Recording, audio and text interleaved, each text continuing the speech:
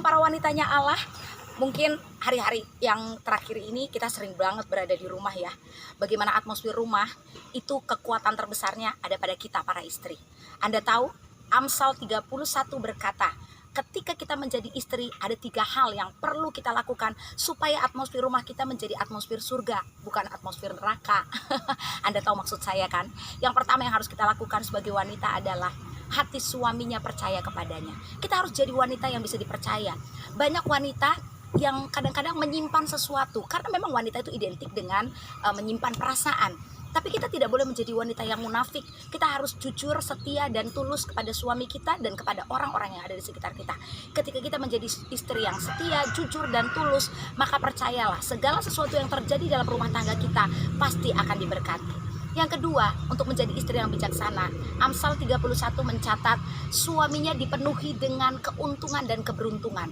Ibu tahu, ibu-ibu di dunia ini, wanita-wanita di dunia ini adalah wanita-wanita yang pada intinya suka dengan mengatur keuangan. Jika Anda menjadi bendahara di rumah tangga Anda, jangan sampai keuangan 1 bulan dihabiskan dalam 1 hari atau 1 minggu. Itu artinya Anda tidak punya persediaan di dalam kehidupan Anda.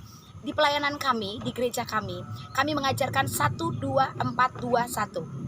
Dengar baik-baik. 1 yang pertama itu 10% milik Tuhan, kembalikan kepada Tuhan. 2, yang kedua itu 20% itu tabungan. Anda harus punya tabungan. Mau nggak mau harus disisihkan 20% untuk tabungan sebagai persiapan untuk nanti ketika kita ada sesuatu yang harus kita butuhkan. 4 yang ketiga adalah 40% untuk kebutuhan sehari-hari kita. Lalu 2 yang keempat itu Anda harus punya investasi pengembangan diri. Kalau Anda suka dengan menjahit, Anda bisa les menjahit. Anda suka belajar bahasa Italia, mau mengembangkan bahasa Anda bisa les bahasa Italia. Anda suka dengan kursus bahasa Inggris, Anda bisa kursus bahasa Inggris. Dan 1 yang terakhir itu untuk charity. Anda bisa berbagi kepada anak yatim piatu, Anda bisa memberkati orang-orang yang Anda harus berkati. Jika Anda sudah melakukan 1, 2, 4, 2, 1, niscaya kehidupan ekonomi rumah tanggamu nggak akan bangkrut. Istri yang baik nggak akan buat suami bangkrut dan rugi loh. Istri yang baik akan membuat suami bertambah kaya dan berlimpah-limpah. Percaya deh.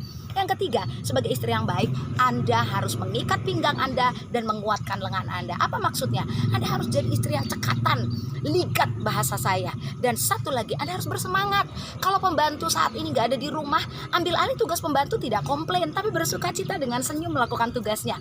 Lalu ketika suami kita dalam keadaan mungkin sedang dalam keadaan drop ekonomi, jangan dirongrong, jangan dimarahin, tapi doakan, jadikan motivator. Kalau perlu ambil alih tugasnya untuk juga membantu menambah omset keluarga. Banyak hal yang bisa kita lakukan para wanita. Kita juga dianugerahi Tuhan banyak hal talenta untuk kita bisa memberkati keluarga kita dengan omset-omset yang lebih baik lagi. Percaya deh, ketika kita melakukan 3 hal ini dalam rumah tangga kita, gak akan ada neraka di rumah kita, tapi sorga akan terjadi di dalam setiap keluarga kita. Ibu-ibu percaya? Coba deh lakukan 3 hal ini. Mari lihat atmosfer keluarga yang penuh dengan sukacita, senyum tiap hari, tulus sukacita dan bersemangat, dan percaya suami kita akan dipenuhi dengan kelimpahan dan berkat-berkat sorga. Shalom.